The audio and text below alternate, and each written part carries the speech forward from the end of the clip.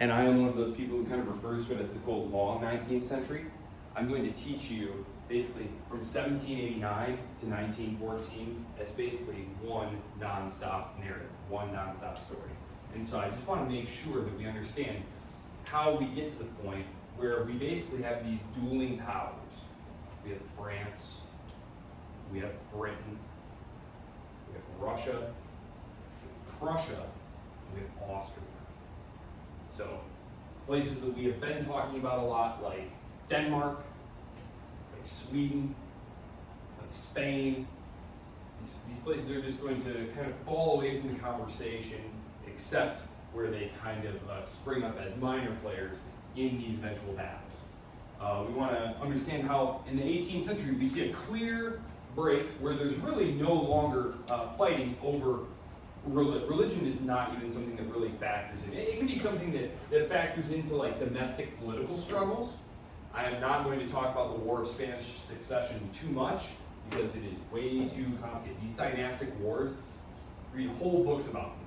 There's a billion little battles, there's all sorts of little nuances, but something like the troops of one of the claimants to the throne was using Protestant troops, which really rubbed the Catholic population the wrong way, and he was, technically, I believe he was of German origin. And when we look at some of these territorial holdings, we're going to start to see this break, and I think Prussia is a good example of what we can expect here. Let's look at Prussia in 1700. Prussia in 1700. Take a look at the lands of Prussia. Isn't this interesting? This is Prussia right here. And I think this really illustrates an important point about these quote-unquote pre-modern states, is they were not associated with a particular population. It was associated, the kingdom was simply the personal lands owned by the monarch. So it was not weird or odd for for example, for the English, it wasn't weird for the English to bring in some Dutch relation or some German relation to sit the throne. It wasn't weird to the people of Naples that, well, we were ruled by a French prince, and now we're ruled by a Spanish prince, and now we're ruled by an Austrian prince. That was just normal. It didn't mean that, well, now he's Neapolitan or they're Spanish. These concepts of nationality, they didn't really exist.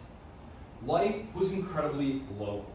Life was very local. You didn't speak a national language, you spoke a local dialect or patois.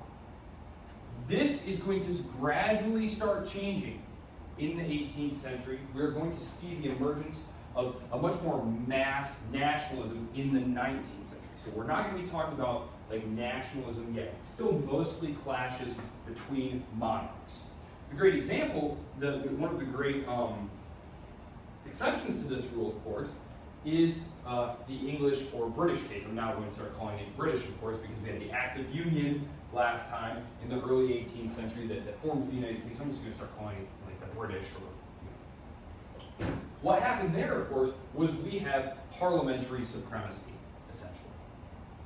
Now, what's important about parliamentary supremacy is the most stable, most powerful states are going to be those where there's an approximate equality between these three things: social power, economic power, and political power. When these three aspects of power are all held by the same group, you're going to have a very stable and powerful state.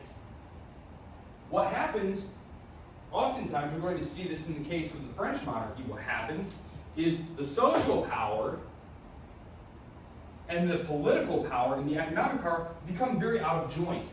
You have this upper bourgeoisie, basically a French gentry, people who made their money in trade and more effectively managing their lands, who are being excluded from political power and who want political power. Meanwhile, you have these socially and economically irrelevant noble class who are trying to hold on to political power and keep them from getting power. This is the run-up to the French Revolution, when every attempt at reform is fought off and deterred. It's not as though King Louis XVI was like some kind of idiot or something, or his ministers just had no idea what was going on. In fact, he had a very brilliant minister, one of the French physiocrats, Turgot, who said, "Look, Your Majesty, the problem is that our bureaucracy is overburdening the people with regulations. We need to cut these regulations and make a unified market and lower these taxes and rationalize all these things and get rid of these privileges and exemptions." And of course, the people whose privileges and exemptions those were, and who benefited from from things staying the way they were, fought him tooth and nail and defeated him, politically defeated him. So we'll talk about that. But so just to be clear, we are just leaving this point. These wars that we're going to talk about today briefly, things like Spanish succession, Austrian succession. I'm not going to talk about like the Bavarian succession. It's just too minor. There's all sorts of succession wars. Succession wars are clearly a mark of dynastic politics, right? What happens is there wasn't a clear successor, or there was a contested succession, and this is going to cause the country to fracture. There's going to be other powers who come in on either side. These are some of the last of these wars right here. Really, by the 19th century, the one case where that's not going to be happening is Spain. Spain is going to be plagued by a series of wars called the Carlist Wars. We won't talk too much about it, but it's one of those wars where there was a disputed succession. So specifically about whether or not women could inherit the throne. So let's talk a little bit about these wars and why they're important. So in terms of the War of the Spanish Succession, I'm just going to bring this up right here. You'll remember the War of the Spanish Succession. Okay, you'll remember from last week, or on Monday, as I was really quick blitzing through these things, trying to provide you some context, what happened was that the Habsburgs, who had that very unfortunate habit of having cousins breed with each other for centuries, the Austrian and Spanish Habsburgs, eventually produced more and more, look, I'm not a geneticist, I'm not an expert, you guys know that, but basically, they started to look a little weird and mentally be a little deficient, and finally they produced a king who is infirm, infertile, who's basically just an invalid. This is Charles II of Spain. Now, when he dies, with no male issue, no heir, not even a female heir, the King of Spain, or the King of France, Louis XIV, says, "Aha! I'm going to make my grandson your king," and the other powers of Europe. Remember, for a long time, the fear had been that the Habsburgs were going to dominate the continent. So we're in the 18th century now. I'm going to erase this just for a second. The fear from about, let's say, the 15th through this is kind of the end of it, the early 18th century. I'm going to put early up here in parentheses, because the War of the Spanish Succession basically marks the end of the possibility of the Habsburgs being the ones who dominate the continent. So coalitions were formed, against the Habsburgs. Remember, they controlled southern Italy, they controlled Spain, they controlled the Dutch provinces, they controlled the Holy Roman Empire in Austria. They controlled the American colonies. They controlled the Philippines. At their greatest extent, it was easy to see why you could fear them taking over the entire continent. And so you have many wars fought against the possible Habsburg hegemony. We talked about many of these. The chapter before this, I believe it was chapter 5, talked about the Habsburg-Valois Wars. This was basically just the French kings trying to get any allies they could to fight off the encirclement of the Habsburgs. Well, Habsburg power it's dealt a serious blow, remember, in the 30 Years' War, in the middle of the 17th century, right? In the middle of the 17th century, the Holy Roman Empire, remember the 30 Years' War, the big loser, apart from the German people, had been the Holy Roman Emperor. He had been the big loser. And the Habsburgs had controlled the Holy Roman Empire. So this is a huge blow to Habsburg power. Now they're losing control of the Spanish throne. Because as you remember, I said that ultimately the Bourbons are successful. It's a horribly expensive war. And I'm going to talk about the costs of warfare and why France gets into such trouble and why they lose most of these wars. I say lose because, yes, it's true that Louis XIV's grandson does get the throne, but remember, they have to sign an agreement saying that we will never join these two crowns, and they don't. But so then the War of Spanish Succession here, right at the start of the 18th century, so this was the middle of the 1600s. Remember, this is the 1640s when that treaty is signed, 1648. Now, right here in 17 what? 1707? 1714 is when it ends. 1714, no more Spain. So within about 80 years here, Habsburg power is cut down to size terribly. And the new fear becomes France. That France is going to be the hegemonic power. So now instead of talking about balancing coalitions against the Habsburgs, in the 18th and early 19th centuries, it's going to be balancing coalitions against France. Other powers are going to be bandwagoning together to try and box France in. And of course, the high point of French power will be Napoleon, the Napoleonic era. Because as France is fighting all of these wars, and I don't mean to suggest that the French kings had some sort of master plan, in the desk drawer that like someday we're going to rule all of Europe. It really was just these kind of contingent things that popped up. Like, oh, hey, look, the Spanish throne is vacant. Oh, yeah, that'd be cool. Oh, hey, look, that, looks a little weak there. It was just kind of opportunistic stuff. Sometimes allies were drawing them into conflicts. It wasn't like there was some big master plan. And one thing that we need to recognize here is war is becoming extremely expensive. We have talked about how war goes from being something that, you call up your nobility and say, yo, it's time to go fight the English, or whatever the case may be. It's not terribly expensive. Remember, war transforms to being extremely capital intensive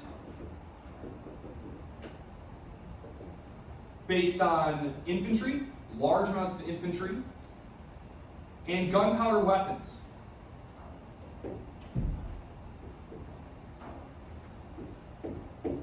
They're also going to start growing very large. In the late medieval period, early modern period, a large battle would pit maybe 25,000.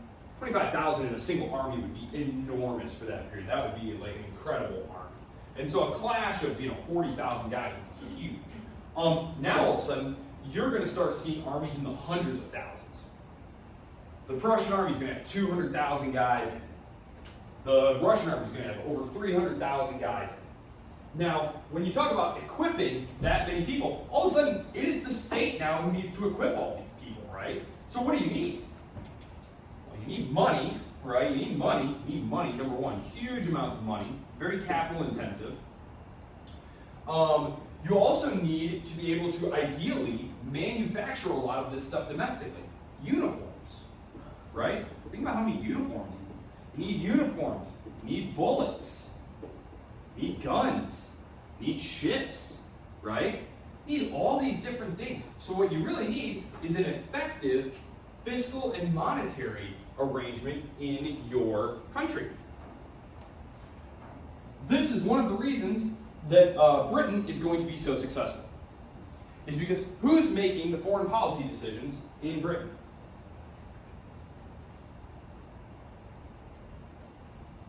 You guys know who it is. The outcome of the English Revolution, the English Civil Wars, was who's in charge now?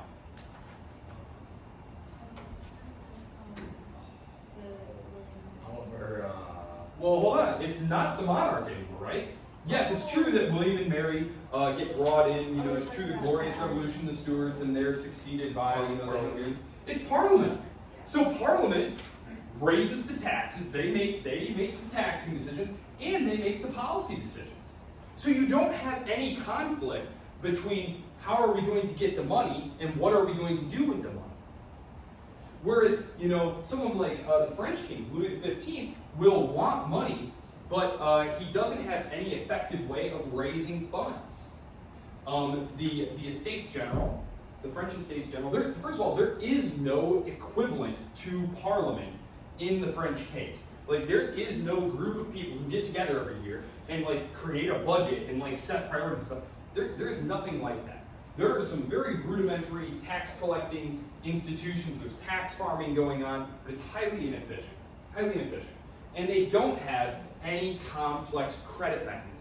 Remember, when William and Mary arrive in the 1680s, right after that, in the 1690s, they bring with them this innovation that the Dutch had created. Remember, they were coming from the Dutch provinces. A central bank.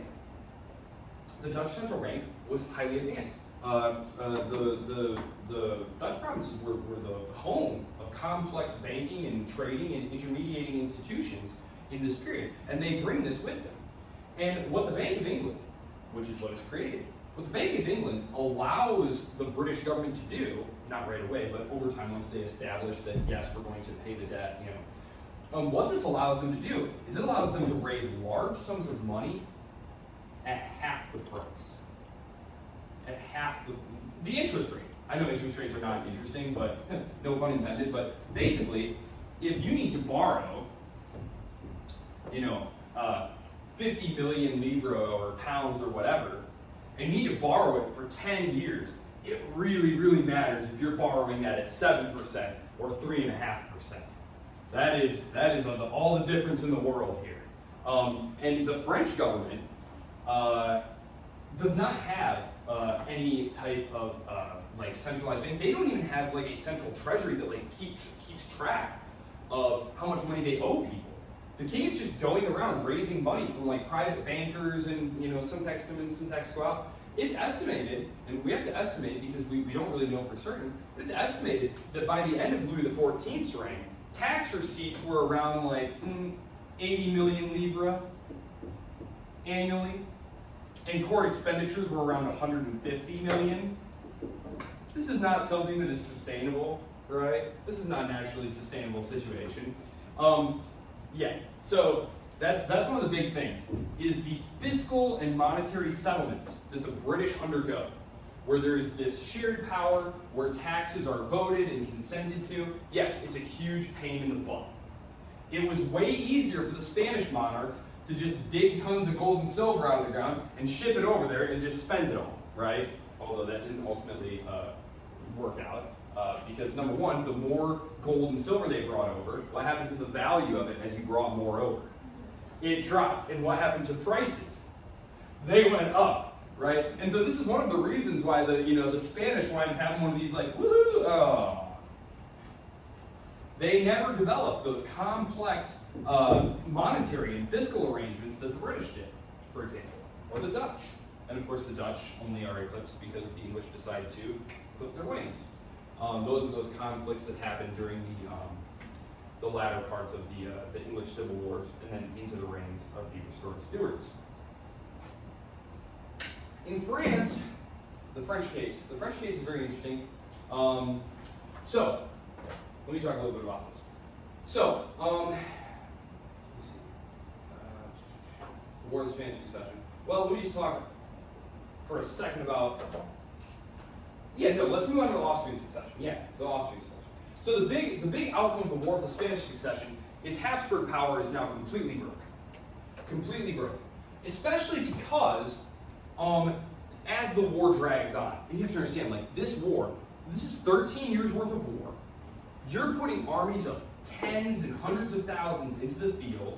You've got ships all over the place, tons of battles going on. It's ruinously expensive. For all the powers involved. Another reason that the English are able to ultimately win out is the English never keep a large land army. Land armies are super expensive, but the British, and so like if you're the French, you're trying to maintain a massive navy and a massive army. You kind of have to. Whereas the British could keep a much smaller army. And so it's, it's just a huge money saver over time.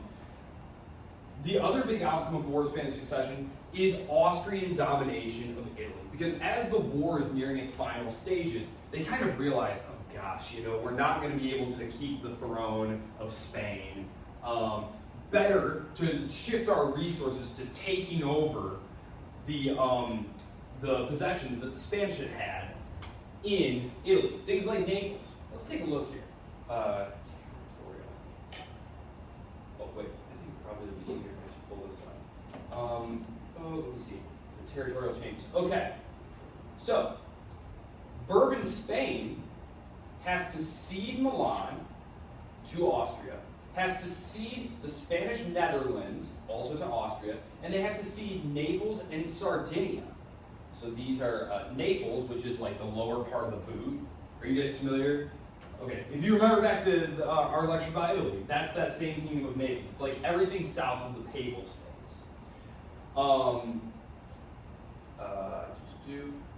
Oh, this is a big one. Great Britain grabs Gibraltar.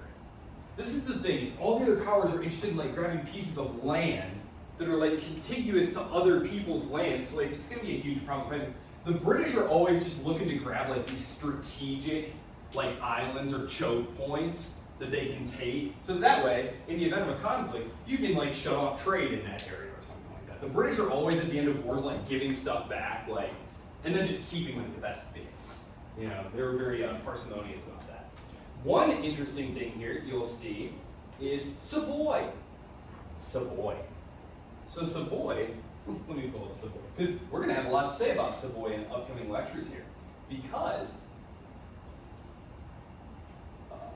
Kingdom of Savoy. This is when Savoy becomes a kingdom. Right here. This is Savoy. You can see that it has modern day Turin and things like that. Well, part of this gets chopped off and given to France. But basically what's going to happen here is Savoy had been a part of the Holy Roman Empire. And during this war, the French were basically pushing them to take sides against Austria. And they did. In fact, they helped them win some really important battles. The Duke of Marlborough, the English commander who's on the continent, they helped him win some really important battles like Blenheim. And in exchange, the Holy Roman Emperor elevates them to a kingship. And this is the kingdom that in about a century is going to lead the unification of Italy. So the War of Spanish Succession is when they get elevated to a kingship and they get given bigger territory, which of course is important because the bigger your territory, at least in theory, the more resources you have, taxable citizens, things of that nature. And it also elevates them to a kingship, which there really aren't any of those at this point. They're all possessions of foreign powers. And specifically now, Austria is going to be the dominant power. And they're going to be the dominant power until Italy achieves its independence and national unification in the 1840s, 50s, and 60s. It's going to be the Austrians who are fighting. So that's a big change.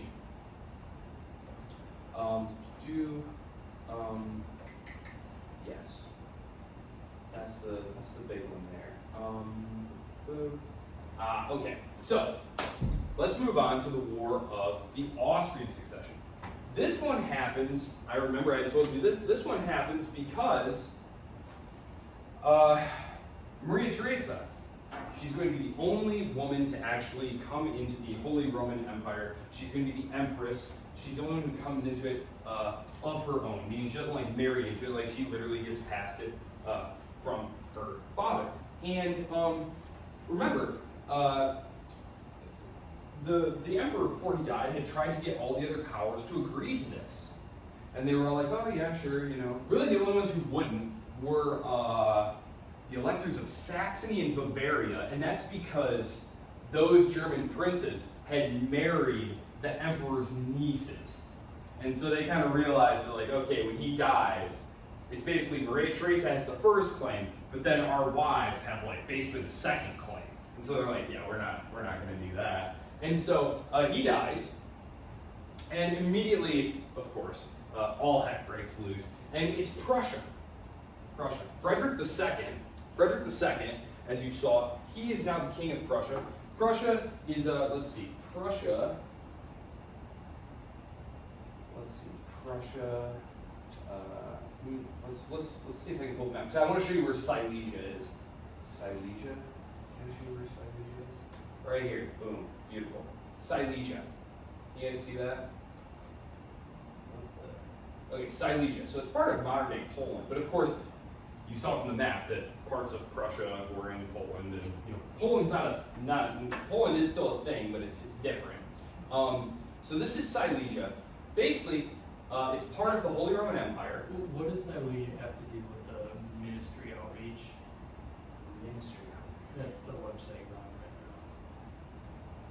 Oh, I don't know. I'm not sure. I just clicked on this because it had a highlighted picture of the area of Silesia. And this is where Frederick is going to march his troops into. He's going to say, that's some mighty fine land you got there. And then he marches right in there. Like the instant that dude dies, he's in there. He wants it. It's a very nice, rich agricultural area. There's lots of burgeoning industry there, lots of nice navigable rivers. Remember what we talked about with trade and rivers. Oh man, you want those waterways. It's so easy to pull things along waterways, move things along waterways. And this sparks a huge war because all manner of claimants come forward. The Bavarian and Saxon princes start rebelling. The French monarch pays. Who is it? It's one of the Hungarian princes to revolt and basically funds the revolt so that the Austrians are distracted in their rear, and it's a total chaos. The wars of the Spanish Succession and the War of the Austrian Succession are just super complicated, multi-sided wars, and all we really care about are the territorial and geopolitical consequences. The geopolitical consequences of this particular war are that the Prussians get to keep Silesia. So I'll pull up on the map to show how this vastly expands Prussia.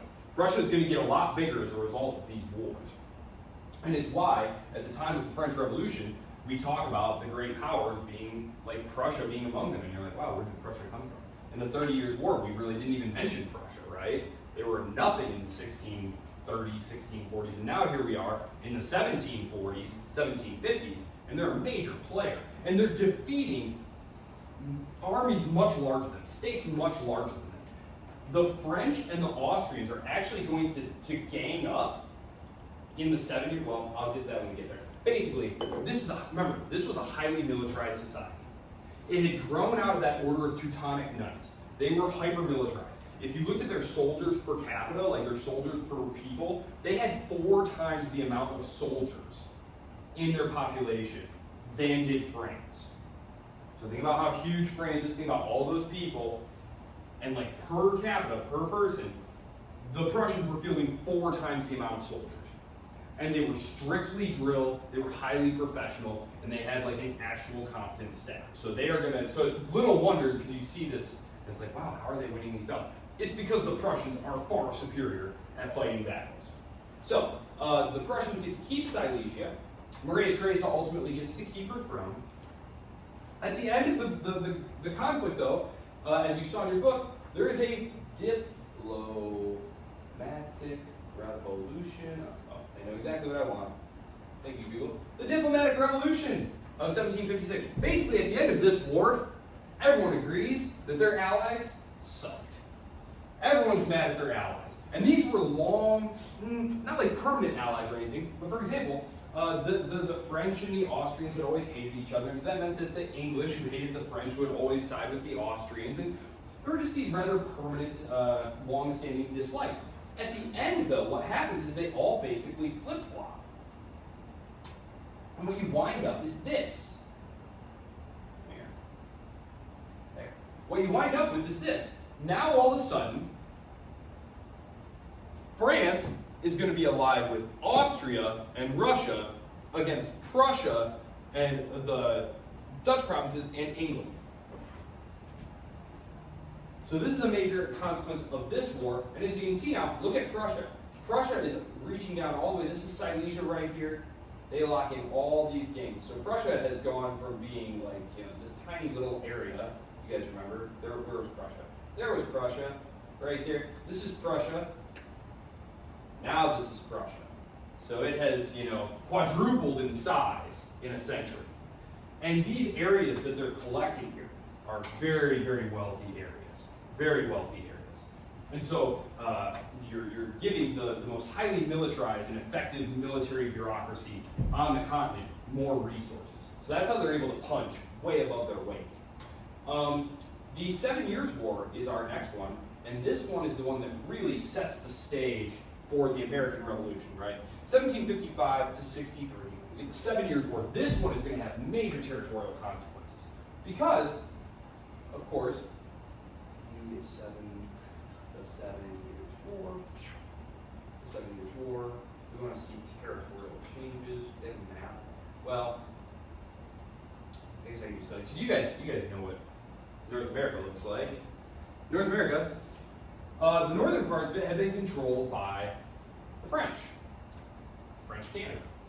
Of course, the British had their little colonies and whatnot. Here we go. This is here's Canada up here. Canada. I'm just going to call it Canada. And these are the colonies. These are the colonies along the coast. Here's Florida down here. This is Spanish Florida. These are the colonies, the 13 colonies. And this is all Amerindian, or First Nation, or whatever. You guys know what I'm talking about. What happens here is in this part of the conflict, the British and the French are battling over this territory. And here's something to think about. If you, we talked about geographical determinism and why things turn out the way they did. Canada, rather cold. There's not a lot of good arable soil compared to this area. Most of the settlers in French Canada were single men and fur trappers, meaning that they would oftentimes marry into the local populations, and that they were mostly interested in trade, specifically in animal pelts. So, like a single trader dude, right, who can speak the languages, they learn the languages, and then they would bring things like, guns or, compasses, just all sorts of manufactured goods, and they would come trade them for animal pelts, and then they would bring them back. It's not a terribly intrusive presence. The French presence is not terribly intrusive to the Native Americans. And it's one of the reasons why most of the Native American tribes side with the French in this conflict. This is what we call the French Indian War, right? So the 7 Years' War, is the French Indian War. French Indian War is just what we call this, right here, what happened here. The British, by contrast, the British settlers, what are they doing? They're bringing whole families, they're setting up farms, they're fencing off area. They're fencing off area and saying no, you just can't come on here anymore. There's no such thing as open pasture and grazing and stuff no, this is our property and you can't come on it. And there's tons of them. There's a million. By the 1750s, there's a million people living in these colonies. Again, these are rough estimates, but reasonable. By contrast, there's probably not even 100,000. So not only are there far fewer French than there are British, their patterns of interaction with the native populations are radically different. So it is not surprising at all that the Native American tribes back the French government. They lose. They lose, obviously. One of the consequences of this is, in order to fight this war, remember I told you the British don't have a lot of land forces, and they're fighting. I told you, a lot of historians consider the 7 Years' War the first world war, the first global war, because there are battles going on in the Indian Ocean, on the Indian subcontinent, in the Southeast Seas, over the Spice Islands, on the continent of Europe, in the North Atlantic, in the Caribbean. This is a matter, and one of the reasons that the British win is because they're able to finance it better. They're able to borrow pretty much as much money as they want to. And in the case of the War of the Austrian Succession, in the case of the War of the 7 Years' War, the French are actually winning battles, militarily being successful, especially in the case of the War of the Austrian Succession. They're winning lots of battles. They just run out of money and have to go to the peace table. and where they don't do particularly well, because they really need peace really bad. And if you and an opponent are negotiating a peace deal, you really don't want to be in the position of needing that peace deal more than the other guy needs that peace deal. And that's the position France constantly finds itself in, because the French can't afford to keep fighting, like literally are too broke to keep fighting. Whereas if the English, if this isn't an acceptable deal to the British, they can just keep fighting. It's no problem. So, the 7 Years' War. They raise a lot of militias out of the colonies. This is where George Washington cuts his military teeth as an officer. And so this situation creates a conflict. And they don't go into it too much in the book, but basically, the British Americans, the British North Americans, they feel like we raised these militias, we did this fighting, that was our part of this war. The British government, though, at the end of this war, is going to be in debt. Like, they are borrowing a lot of money. They can borrow it at low interest rates, but like you have to pay it back. And so at the end of the war, the British take Canada, right? This becomes British Canada. So now this is all British now, all British, and this is British too. They control this too, and this is going to be a point of conflict. This line right here, the settlement line. Basically, one of the big grievances the colonists have, some of the colonists have, is after the war, they think, all right, now we get all this land over here, and the British government goes, actually, you know what?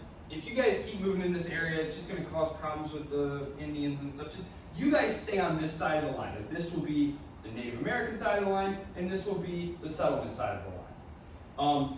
The British government want to levy taxes on the colonies. They didn't really levy taxes on the colonies. They received monies from them, like in terms of port duties and things like that from trade that was coming from the colonies.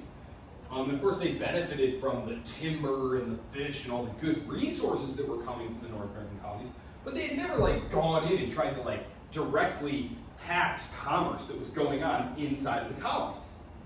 Not because the Parliament in London didn't think that they had the right to. They did think they had the right to. They just had not been doing that. They had largely been allowing these colonial governments to run their own affairs. So when they come in and they say, listen, great job everybody, we did it, we won the war, now pay up. And the colonists say, what are you talking about? We did the fighting. It's yeah, but I mean, we are on the same team, we are in charge, so you need to pay your share to help the empire. And this, of course, is going to lead to the conflict. So a lot of times now, the American Revolution is seen to start at the end of this war right here. The treaties. Basically, from 63 all the way to 1812 now is kind of treated as the American Revolutionary period. The independence founding period, all kind of gets wrapped up into that. I'm going to talk a little bit about what is going on here. Because I want to set the stage so that next Monday, after talking about the changes in the land and in society and intellectually and ideas, and take a quick trip around the rest of the world and make sure we all know where everything is before we get started. Because Wednesday then, we're going to start 1789 and the path to 1914. And we're going to shift our focus to really what is going on in France. Because France is a brilliant example of what's going to happen pretty much everywhere in terms of the revolution and the reorganization of society and the systemization of the language and mass literacy in public schools and all of these things. France is going to be at the cutting edge of this during their revolution. So what's going on in the Americas? Well, remember I said that if you have a basic agreement in terms of the socially dominant class is the economically dominant class, is the politically dominant class. When those are the same, you're going to have stability. You're going to have stability. And it's going to be a pretty powerful state. The problem in the colonies, though, is you have the local elites. Okay, the local elites. Now, I'm going to shift to using this word called Creole. Okay? Creole was a word that the Spanish used. Because you had your peninsulares, these were people who came directly from Spain to the colonies, and they were the top of society. They were the royal governors, you know, the important bigwigs who could call the shots.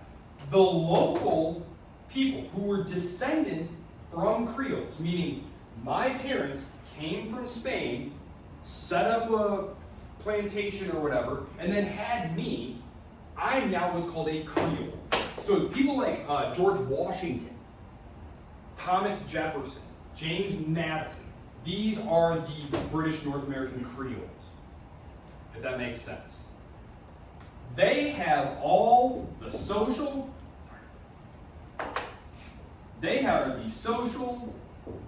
economic, well, let's say this.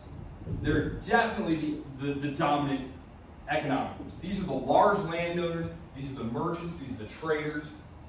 They super duper do not like the peninsulares, the people who are coming from London as like royal administrators and governors. These people tend to look down on the Creoles as kind of provincials, right? Here you are coming from London or Madrid, and like now you're coming to like the backwoods, right? Like a grand house here is like a glorified like cabin, right? Like a city here is, you know, like it's just nothing. They tend to be looked down on.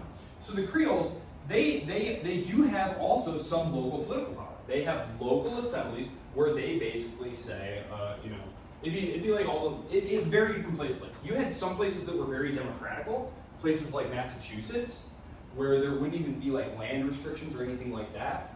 And then you had places like Virginia where it was pretty much all the like wealthy land people. But you would get together and you would say, okay guys, the bridge got washed away by a storm last year and we obviously need to fix that. So we're gonna vote some taxes and then we'll all chip in and we'll build the bridge. And it was like, okay.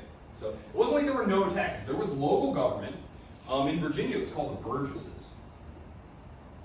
The Virginia Burgesses. They all had these local government houses where people would be elected to them, and then they would vote and administer taxes. And this is how it had been going on. It had grown up slowly over 150 years. But think about it, 150 years ago.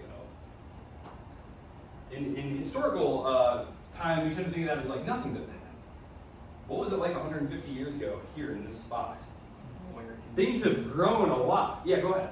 I don't know if I'm remembering this wrong, but did England elect the House of Burgesses? No. It wasn't. Okay. Nope, but they would appoint local governors, and they would come into conflict with the Burgesses because the Burgesses said, "We are in charge. We actually run things. Like it's great that you're hearing everything, but like if we have a disagreement, we're obviously in charge." And the royal governor would be like, "You are mistaken, friend." And this is where the conflict starts. It's a conflict about political authority. Because they want to start, the crown in London wants to start taxing directly inside the colonies. And the colonists object to this, saying that they are not represented. They are not represented in Parliament. And their argument here, and this is the same argument, there's actually a really great book, and those of you who've had me before, know that I've mentioned this before. There's a book called The Ideology of Creole Revolution. I'll just pull it up here. I think it was Yale University Press. The Ideology of Creole Revolution. Yep, there it is. Simon was the guy's name. Yep, right there. Joshua Simon. Where he basically shows this parallel idea, saying that, look, there were all these different ideological things floating around, but really it was their position in society. They had the economic power. They were socially respected. They didn't like being looked down upon by these people who were coming over from England or Spain to boss them around. And they certainly didn't like that they were trying to wrest political control away from them. And so this is what was going on here. And there was this idea that, look, aren't we Englishmen? Aren't we Spaniards? We have all these rights back home. Our parents had these rights. Our grandparents had these rights. Magically, we've traveled across the sea, and our rights have evaporated, we're told. And so people like George Washington and James Madison, they just say, this is ridiculous. Like, why, as Englishmen, do we no longer have rights? Because we went from living in England, where we have rights, now we live here, no rights. This makes no sense. And so there are a series of arguments about this. Because it's not like the crown immediately was like, okay, we're Parliament in London. It's not like London right away was like, okay, we're just going to have some war. They tried going back and forth and reasoning with them, and they say, look, you are represented. You are represented. You are virtually represented. Virtual representation. It means that, look, when Parliament gets together, when Commons gets together, they're not just making decisions about what's best for their local constituents who elected them. They are always and everywhere thinking about what is best for the whole empire. So even though you didn't elect these people, fearest thou not, they are looking out for you. Sound good? The Commons are like, nah, not really. So what they want basically is to be raised to a level of equality with the British Parliament.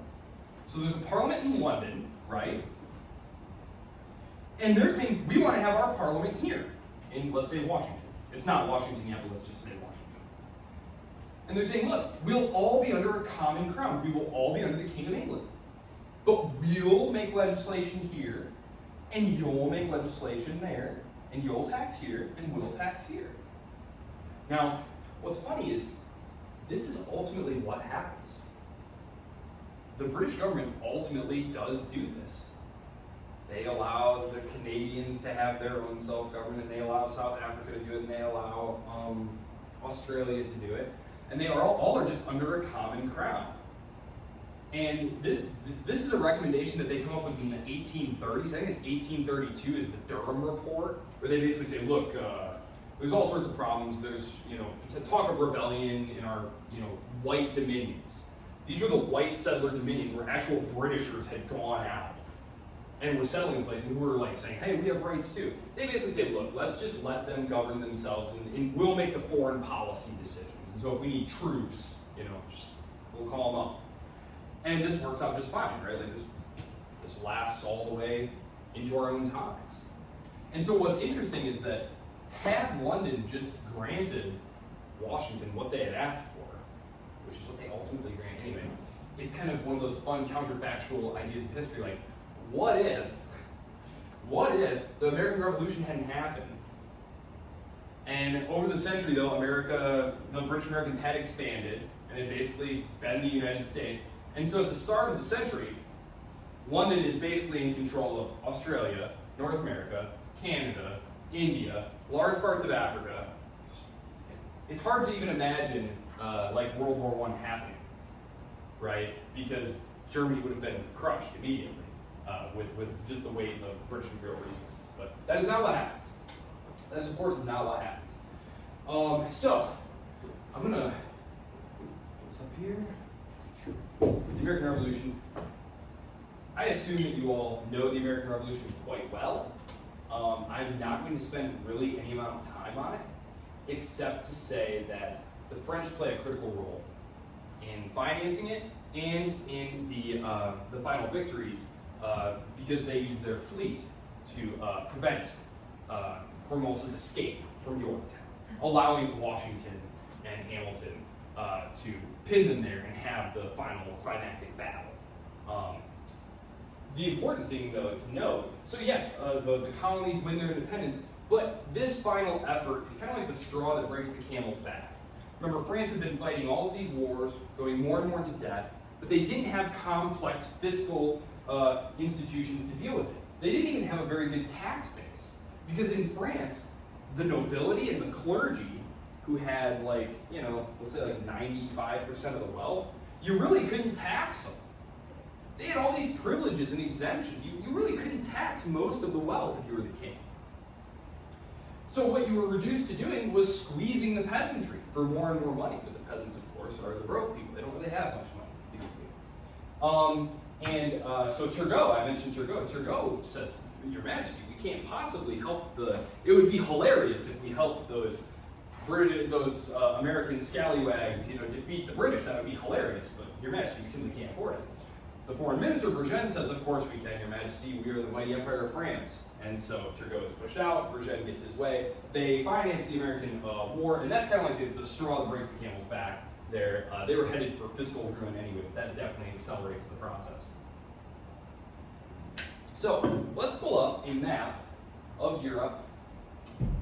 Map of Europe in 1789. So this is where we're going to be. 1783, 92. Yeah, that's all right. Which map do I like better? This one looks okay. take a look at what we've got here. The major powers. France. Yes, it's a major power, but its quest to be the dominant power of the European continent has been thwarted in a repeated series of wars, specifically the War of Spanish Succession and the War of Austrian Succession and the 7 Years' War. It is basically broke when trouble breaks out in the Dutch Republic and in Poland, and France is inactive. This is a signal to the other powers of Europe that, oh, must be trouble in France. Because if one of your allies was being harassed or was in trouble, like, you raise some forces and, go do something about it. If you're one of the big powers and one of your little client states is in trouble, you go do something. So France's inaction in the 1780s is seen by everyone as, France is weak. And they are. Great Britain, meanwhile, yes, they are reeling from their loss of the American colonies. That was a huge blow, especially to the pride of the British. But they do still have control of India. That's one of the consequences of the 7 Years' War. It's the final battles for who's going to dominate India. Is it going to be France, or is it going to be the British? Well, the British ultimately win out. The great battle, there's the Battle of Plassey in 57. Robert Clive. They basically bribe a bunch of the French allied native troops to not fight. And so, the army shows up and it's like, ha, you're totally outnumbered. And then right when the battle starts, a bunch of them just leave. So, let's see, Savoy. This is the Kingdom of Savoy. This is what's going to unify Italy here. Remember, Naples and Sicily, these are under the control of Austria. Remember, the Austrian Habsburgs, they control Austria, and they nominally control the Holy Roman Empire, but the Holy Roman Empire is just a weak collection of different states that is going to be easily smashed up and run through by Napoleon and the French Revolutionary armies. There are going to be efforts at reform in these states, and I'm going to talk about those in the context of the French Revolution. Why is it that France in the 1780s is super weak, but by the mid-1790s, they're steamrolling all of these armies that they're coming up against. A lot of people say, oh, Napoleon, he was such a genius and such a great, granted, you can do a lot worse than Napoleon, but even before Napoleon was on the scene, these French Revolutionary armies regularly won these battles. And why was that? Well, we're going to talk about that. Sweden, non-factor. Russia, I do need to bring Russia in. I'm going to bring them in the context of talking about the French Revolution. The Ottomans, the last thrust of the Ottomans there had been in the 1680s. They've been in the 1680s. And yes, they are going to hold on to parts of this, but it's really just a slow move back out of the Balkans. They're never again going to threaten any of these territories again. It's just going to be a very slow decline. And eventually, the Russians, as they grow more powerful, especially at the expense of the Ottomans, the British and the French are going to try to prop up the Ottoman Empire.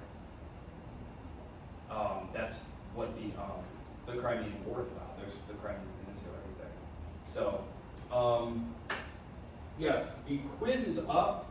The discussion board will go up as well.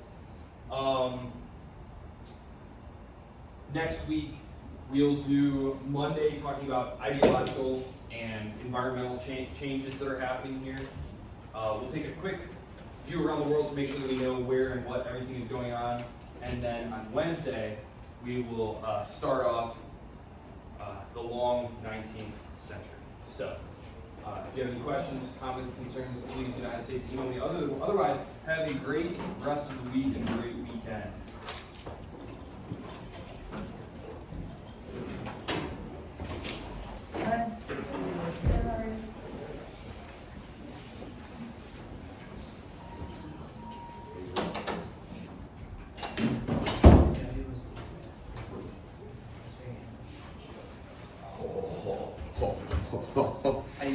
I even run now.